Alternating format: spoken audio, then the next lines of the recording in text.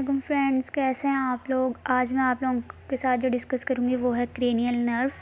Basically हमारे nervous system में हमारे ब्रेन से हेड तक के रीजन में 12 क्रेनियल नर्व्स होती हैं जो सप्लाई करती हैं।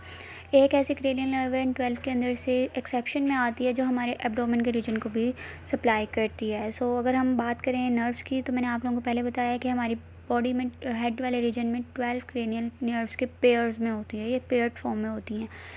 बहुत से स्टूडेंट्स को इनको याद करने में, इनकी तरतीब याद करने में बहुत मुश्किल होती है, तो इसका लिए एक निमोनिक है या जो भी आप कह लें आप लोगों को याद करने के लिए इजी है, तो वो आपको स्क्रीन पे शो हो रहा है।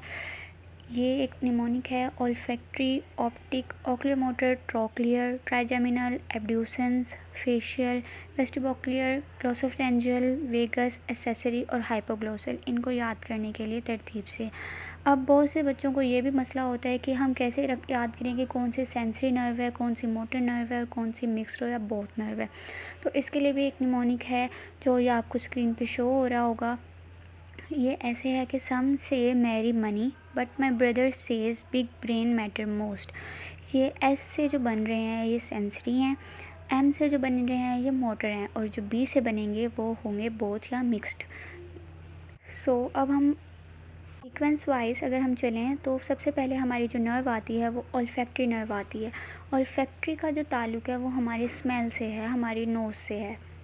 उसके बाद सेकंड नंबर पे आती है ऑप्टिक नर्व। ऑप्टिक नर्व का ताल्लुक हमारे विजन से है। अब ऑक्यूलोमोटर, ट्रोक्लियर और एब्ड्यूसेंस 3, 4 और 6 जो हमारी क्रेनियल नर्व्स हैं, इन तीनों का ही हमारी आई बॉल के मूवमेंट से रिलेशन है। ठीक है।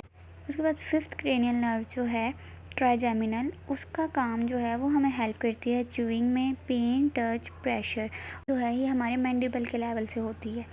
उसके बाद अगर हम 6 मैंने आपको बता दिया, 7th पे चलें जो फेशियल नर्व है। फेशियल नर्व 7th पे जो आती है उसका काम होता है हमारे फेशियल एक्सप्रेशन कंट्रोल करना, हमारी टेयरिंग वगैरह कंट्रोल करना।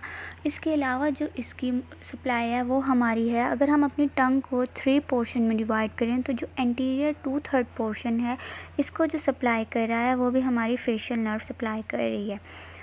उसके बाद हम अगर चलें, नर्व जो है वो हमारी वेस्टिब्यूलो कॉक्लियर नर्व है। इसका काम होता है हमारे हेयरिंग, बैलेंस और इक्विलिब्रियम में।